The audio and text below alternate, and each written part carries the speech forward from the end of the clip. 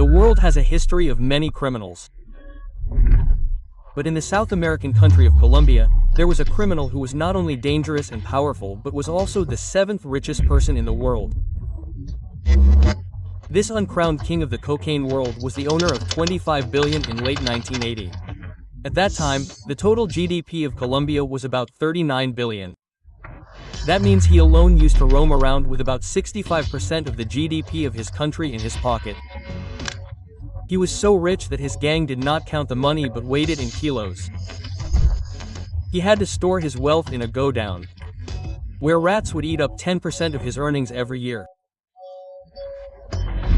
While he would spend money like water on his favorite things like buildings, islands, private zoos, soccer fields, cars, submarines and airplanes, he would burn millions of dollars in fire to save his daughter from the cold.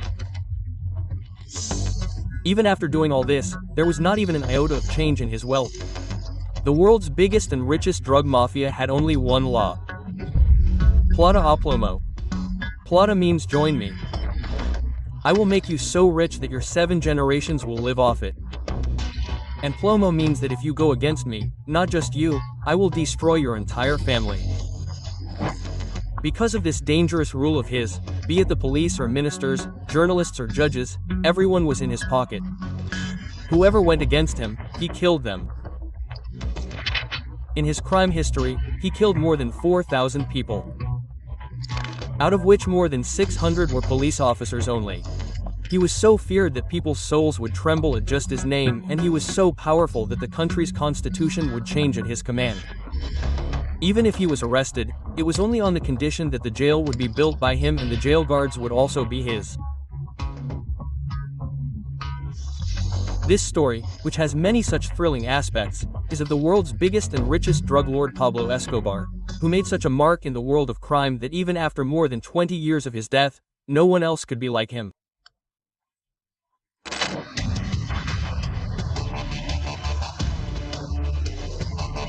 Leading export is billions of refined coke in the United States.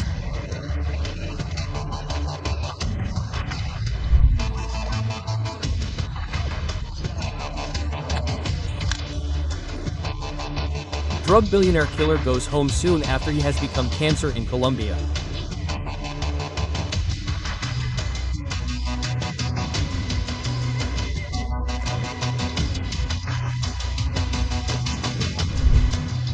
I want Jose Escobar. Pablo Emilio Escobar Gaviria was born on the 1st of December 1949 in the city of Rio Negro in Colombia. He was the third among his parents.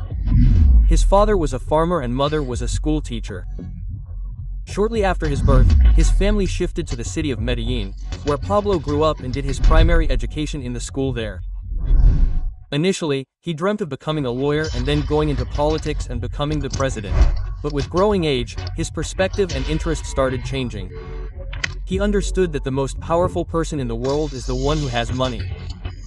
If you have money, you can keep everyone in your pocket, be it a lawyer or a politician. He understood the importance of money even more when he had to leave his studies midway due to the poor financial condition of his family. After leaving his studies, he decided that he had to earn a lot of money quickly, no matter what path he had to take for that. He promised himself that if he did not earn 1 million rupees by the age of 25, he would commit suicide. In this way, this obsession to become rich as soon as possible pushed him into the world of crime. He started doing various types of legal work along with his cousin Gustavo Gaviria. These included selling fake diploma degrees, smuggling sound equipment and stealing test stones. But how much and for how long could he become rich with these small thefts? Therefore, taking a big step, at the age of less than 20, he started stealing cars and kidnapping rich people. While he would steal cars and sell their parts to earn a lot of money, he would also kidnap rich people and collect a hefty ransom for their release. If the victim's family refused to pay, he would kill them mercilessly. On many occasions, he would kill the victims despite receiving the ransom just to establish his power. One such incident happened when in 1971, he kidnapped industrialist Diego H. Varilla and demanded $000 for his release. Even after his demand was met and he got the desired amount, he killed Diego.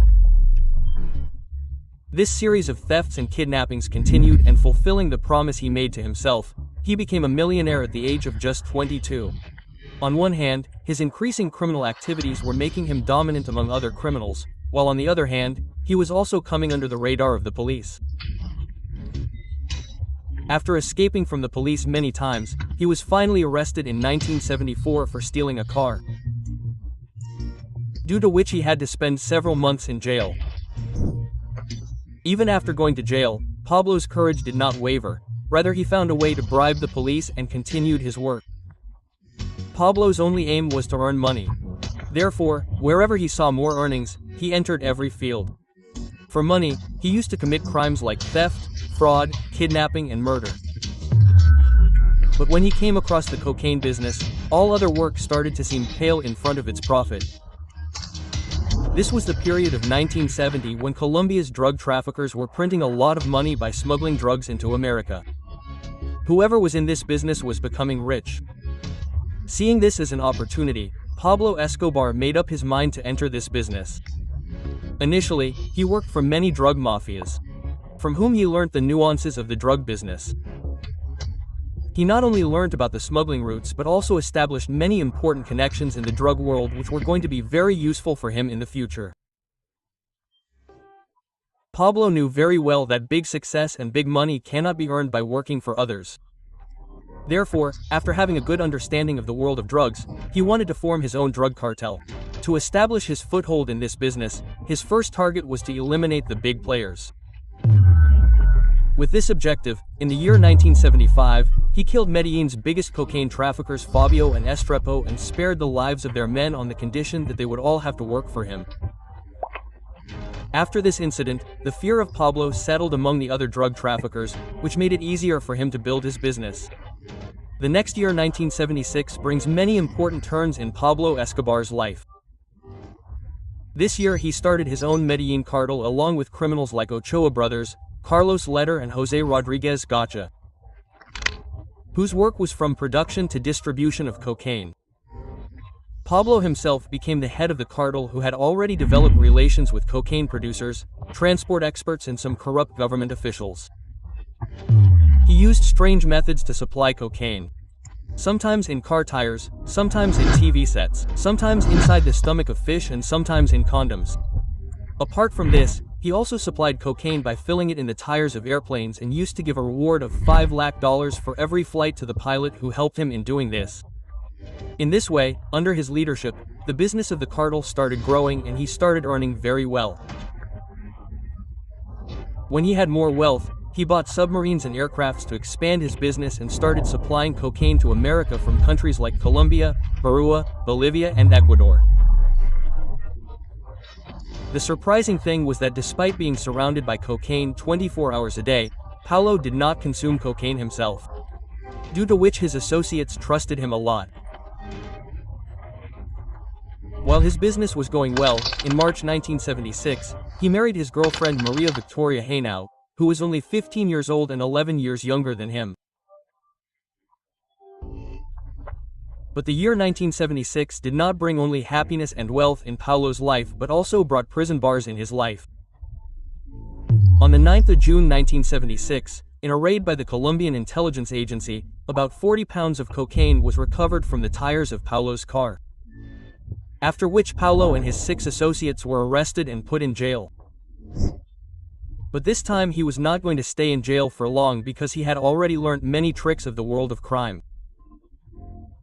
He knew when and where to throw which dice. He found a way out of jail by bribing some police officers, lawyers and judges and by threatening some. As soon as he was released from jail, to set an example, he killed the 2 agents who had arrested him. In this way, Pablo had made his intention clear to the whole world that either work with me or get killed. He named this as Plata and Plomo.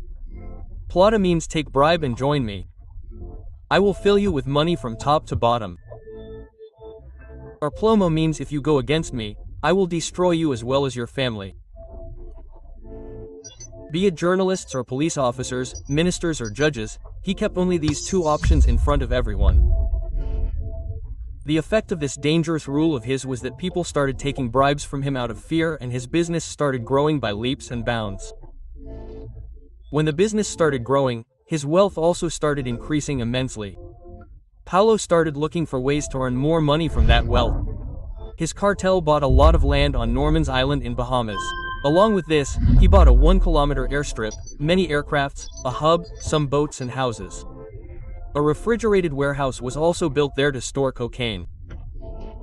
After which this island became the central smuggling route of Pablo's Medellín Cartel.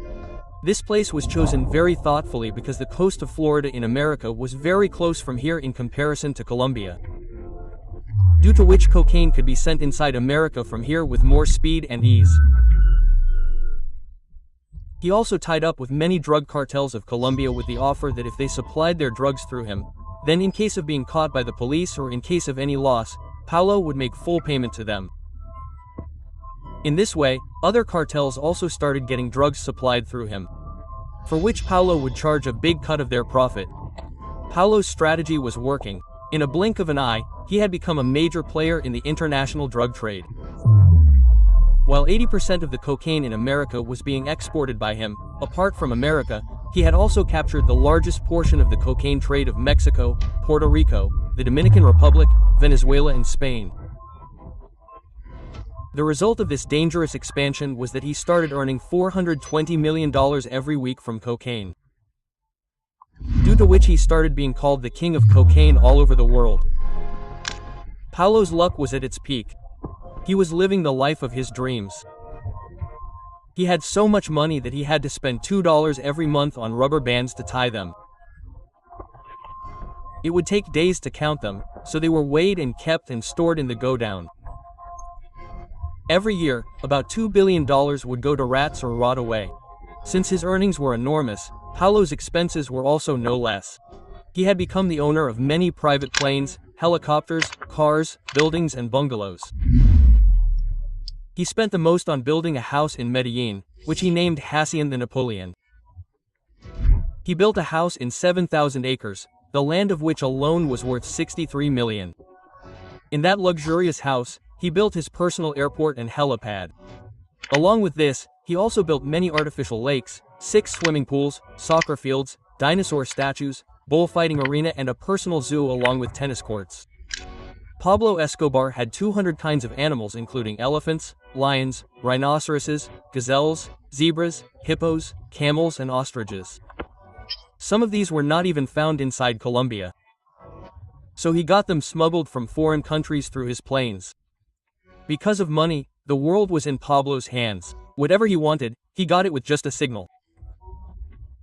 By then he had earned so much wealth that not only he but his future generations too could survive if they did not work. But he was so intoxicated with wealth and power that even this seemed less to him. To become even more powerful, he decided to fulfill his childhood dream and become a politician. His strategy was that if he becomes a big politician, he will remain safe from the law for the rest of his life. With this aim, he started doing public welfare work. He built houses, hospitals, schools, churches, parks and stadiums for the poor, which made him popular among the public, and his personality became that of a Robin Hood among the people. Amidst his growing popularity, Pablo Escobar started campaigning for a seat in Colombia's parliament, and soon after, in November 1982, he was elected as a substitute for Quiroga. Pablo had now become a member of the Colombian parliament. The world was surprised that Colombia's biggest criminal was in power in the country. The limit was crossed when he was once sent to Spain as an official representative of the Colombian government. It was difficult for anyone to digest this because Pablo Escobar was the one who supplied the most drugs in Spain. In this way, he made himself even more powerful by entering politics. His cartel business was now running even more smoothly. Who had now captured 80% of the cocaine trade market not only in the US but in the entire world. His dream now was to make his political career so big that he could become the president of the country. But with such a big criminal record, he could not even save his parliament seat, let alone becoming the president. Soon the people of the opposition party started exposing his crimes and he was openly questioned. His political career got a big blow when Justice Minister Rigo Lara Bonilla exposed his entire secrets and started an investigation against him. His old cases were opened in the investigation. Along with this, an order was given to seize his properties and planes bought from the money earned from drugs. The remaining task was completed when a newspaper named El Inspectador published about all these things and exposed the whole truth of Pablo to the world. Although everyone was aware of his business, but due to his fear, power and bribe, everyone remained ignorant even after knowing. But how long could his actions be ignored just because he was in a high position in the country? He was afraid that he might lose his wealth in his greed for power.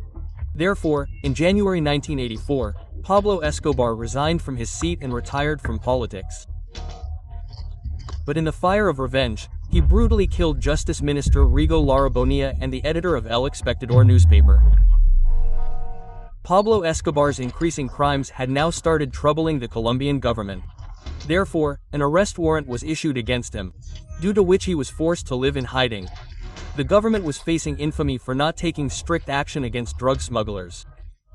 Therefore, the Colombian government also signed an extradition agreement with the U.S., under which drug traffickers like Pablo were to be caught and handed over to America. Since Pablo was responsible for smuggling 80% of cocaine into America, America wanted to catch him and keep him imprisoned in its jail. At the same time, Pablo Escobar was also afraid of being caught by America. He knew that he could be free here in Colombia whenever he wanted. But once he was in the hands of America, he would never be able to escape. Therefore, he put a condition in front of the Colombian government that if he was not handed over to America and kept in Colombia's jail, then he would surrender. But the government refused to accept his condition. Later, he offered the government that if he was not handed over to America by giving him relief from the extradition agreement, then he would pay off Colombia's debt of $1 billion. The deal of repaying the country's debt was good, but due to the bad reputation, the government did not agree to this condition as well. When he could not get anything done with a straight finger, he resorted to bloodshed. He formed a Los Extratable organization against extradition policies. Any senior officer who spoke in favor of the extradition agreement, Pablo would get him killed. Apart from this, he funded the left-wing guerrillas known as M19, who attacked the Colombian Supreme Court in November 1985 and killed about half of the top judges. The Supreme Court was destroyed and thousands of documents including the extradition agreement were burnt to ashes. In this way, Pablo had started a war against his own country. But even after doing all this, his troubles did not reduce. Where Virgilio Barco Vargas signed the extradition treaty with the U.S. again as soon as he became the new president of the country. At the same time, with the help of U.S. agencies, Colombian forces raided his hideouts and started confiscating his cocaine storage. Seeing him surrounded from all sides, his rival Cali cartel also started targeting him. In this way, the Colombian government, American government and now the Cali cartel were behind Pablo Escobar, who not only killed many of his members but also targeted his wife and children and exploded 70 kilograms of dynamite just in front of his building. In return, Pablo killed many members of the Cali cartel and then destroyed dozens of properties of the cartel owner with bomb blasts. Seeing the losses on both sides, this cartel war stopped, but the sword of America was still looming over its head. Time kept changing, but neither the extradition agreement was rejected nor Pablo's brutality stopped, and thus the year 1989 arrived. This year brought shocking figures for the world, where one figure was of Pablo Escobar's net worth, which was around $25 billion, and according to this, he was the 7th richest person in the whole world. Then another figure was of the murders being committed by Pablo, which actually did not have any accurate number. Everyone just knew that he was not only at the height of his wealth but had also reached the peak of his bloody game. That year, his cartel carried out more than 100 bomb blasts in cities like Bogotá, Medellín, Cali, Bocara, Manga, Cartagena, Barranquilla and Pereira. Hundreds of people were killed in these blasts. Killing anyone was no longer a necessity for him but had become his habit. He could get anyone killed whenever he wanted. He spared no one, be it civilians, rivals, police officers, journalists, ministers or judges. Now, his target was also the leaders who were going to become the new president of the country. In August 1989, he got the biggest contender for the post of president, Luis Carlos Galán, killed. In November 1989, Avianca Flight 203 was bombed to kill the second main candidate for the post of president, Cesar Gaviria, in which more than 100 innocent people were killed. Luckily, Cesar Gaviria missed this flight, due to which he survived and became the next president of the country. After this, the bloody game between Colombian forces and Pablo continued for many months. While Pablo used to give huge rewards to gangsters for killing as many police officers as possible, Colombian forces also killed many of his close associates involved in his crimes, including his cousin and right-hand man Gustavo Gaviria, brother-in-law Fabio Hinao and his cartel's second-in-command Rodriguez Gacha. Along with this, hundreds of his associates were arrested. This continuous bloody activity came to an end when in 1991, Colombian authorities, following Pablo's will, repealed the law of handing over Colombian criminals to America. Pablo Escobar is believed to be behind the change in this law. But he was not going to accept just this. He wanted even more concessions from the government on the basis of his terrorism. Therefore, he surrendered himself in June 1991 on the condition that he would live in a prison built by him and the guards for the security of that prison would be his own. He also put a condition that the Colombian police should not be present within a radius of 12 miles of the prison. Seeing the continuous bomb blasts and murders committed by him, the Colombian government was forced to accept his condition. This was the first time in history that a criminal was given such facilities that he could live in a prison built by him. Pablo Escobar had done this miracle with his dominance. He built a luxurious prison named La Catedral for himself, whose rooms were no less than a 5-star hotel. The well-decorated rooms had big beds, TV sets, music players, imported furniture, personal library and carpeted floors. Along with this, the prison also had pool rooms, bars and soccer fields, where big celebrities, soccer players and beauty queens used to come to meet him. Amidst all these facilities, he was not only living a luxurious life but his business meetings were also going on without any hindrance. Under his leadership, 15 tons of cocaine was being supplied every day in the US alone. He was earning a lot of money from this. In this way, Pablo Escobar was in jail only in name. His stay there neither changed his routine nor did it have any effect on his illegal business. For many months, he lived happily in the jail built by him. But one day when he tortured and brutally killed 2 members of his cartel, the government's worries started increasing again. The government had understood that Pablo's stay in that jail would neither reduce his cocaine business nor his brutality. Therefore, it was decided to keep him under tight security. To catch him, on the 2nd of July 1992, Colombian forces knocked at La Catedral prison. But by then it was too late. Pablo Escobar had already come to know about the government's plan through his sources and he had escaped before the arrival of the Colombian forces. His escape from jail was very embarrassing for the Colombian authorities. America was reprimanding them for this negligence. The American government wanted to stop the increasing drug supply in its country as soon as possible, for which the arrest of cocaine king Pablo Escobar was most important. Therefore, taking strict action, America's Drug Enforcement Agency DEA along with the Colombian police and army formed an operation unit called Search Block to catch Pablo Escobar. Along with this, a reward of 2.7 billion Colombian pesos was declared for the person who gives any important information related to him. Pablo Escobar had sown so many seeds of enmity in his rule that now it was difficult for him to survive for long, where the Colombian and American government were after him with all their might. So, a paramilitary group named Los Papers had also been formed to eliminate him. This group was of rivals and enemies of Pablo. They were also supported by those family members whose loved ones were killed by Pablo. He had killed more than 4,000 people in his life. Among them were hundreds of policemen. From this, it can be guessed that how many thousands of people would support this group against him. In no time, Pablo Escobar, who was sitting at the peak of wealth and fame, had become the enemy of everyone. On one hand, the police were targeting his associates and members. On the other hand, the Los Papers group was also killing hundreds of his associates. This was probably the first time when even his wealth of billions of rupees was not able to provide him protection. After escaping from jail, he somehow remained away from the clutches of the police for about 1.5 years. But on the 1st of December 1993, when he was celebrating his 44th birthday by partying with his companions at his secret hideout, he had no idea that this was going to be his last birthday.